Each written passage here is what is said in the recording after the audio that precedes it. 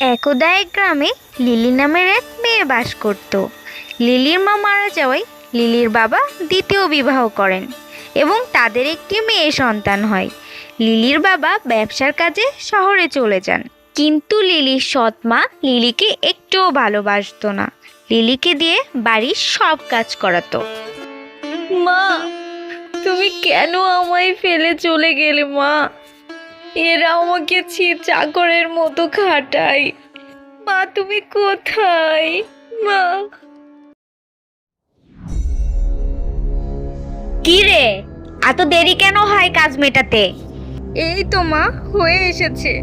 বলি, উনুন থেকে ছাই তুলেছিস? ছাই কুড়ানি? হ্যাঁ মা। আরে, এক্ষুনি ঘুম থেকে উঠলি কেন? ঘুমটা ভেঙে গেল। সে কি কথা মা?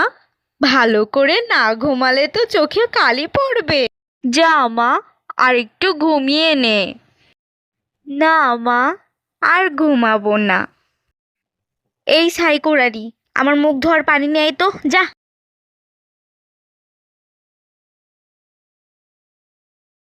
কি রে, এমন হ্যাংলার মতো দাঁড়িয়ে আছিস কেন? এখানে দাঁড়িয়ে দাঁড়িয়ে আমার মেয়ের খাবারে নজর দেওয়া হচ্ছে, তাই না? তোর নজর লেগে যদি আমার মেয়ের পেট খারাপ হয়, তাহলে তোকে মেরে আমি হাড়গোড় ভেঙে দেব। যা এখান থেকে। মা, আমাকে খেতে দাও না মা, আমার খুব খিদে পেয়েছে। কোথা থেকে নবাবের বেটে এলেন রে? আমার মেয়েকে খেতে দেখলেই তোর খিদে পায়, তাই না? তোর নজর লেগেই আমার মেয়েটা খেতেও পায় না। সর, যা এখান থেকে। লিলি ওখান থেকে কাঁদতে কাঁদতে চলে গেল। হঠাৎ একদিন লিলির সৎ মা অসুস্থ হয়ে পড়েন। লিলি তার সৎ মায়ের সেবা যত্ন করতে থাকলো, কিন্তু তার নিজের মেয়ে একটুও চেয়ে দেখলো না। নদী, নদী, একটু এদিকে আয় না মা, আমার শরীরটা খুব খারাপ লাগছে। কি হয়েছে বলো? কানের গোড়ায় এত ঘ্যান ঘ্যান করছো কেন?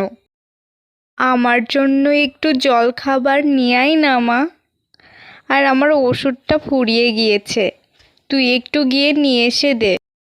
কি কি বলছো এসব? এগুলো আমি করব?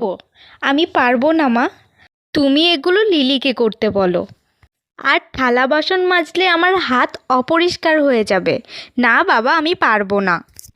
কি বলছিস এইসব নদী? আমি তো তোর মা, তোর মায়ের জন্য তোর একটুও কষ্ট হচ্ছে না? অথচ মা মরা মেয়েটা আমাকে কত যত্ন করে, কিন্তু আমার নিজের মেয়ে আমার দিকে ঘুরেও তাকায় না। হ্যাঁ, ওই সাইকোরা নিয়ে পারবে তোমাকে যত্ন করতে, আমি পারবো না মা। লিলির উপরে আমি কতই না অন্যায় করেছি, কিন্তু তাও আমার এত সেবা যত্ন করে। মা, তোমার শরীর এখন কেমন লাগছে? তোমার ওষুধ ফুরিয়ে গিয়েছিল, তাই আমি দোকান থেকে তোমার জন্য ওষুধ আনতে গিয়েছিলাম। তোর সাথে আমি কতই না অন্যায় করেছি, তাও তুই আমার এত খেয়াল রাখিস, কিন্তু আমার নিজের মেয়ে আমাকে একটু দেখতেও আসে না। তুই আমাকে ক্ষমা করে দিস মা, আজ থেকে তুই আমার মেয়ে। মা, তুমি থাকলেই আমি সুখী। আমি তো তোমারই মেয়ে। সৎ মা তার নিজের ভুল বুঝতে পারলো এবং সেদিন থেকে লিলির সৎ মা বদলে গেল। সে বুঝলো মায়ের ভালোবাসা রক্তের নয়, মনের। তো বন্ধুরা, কার্টুনটি তোমাদের কেমন লাগলো?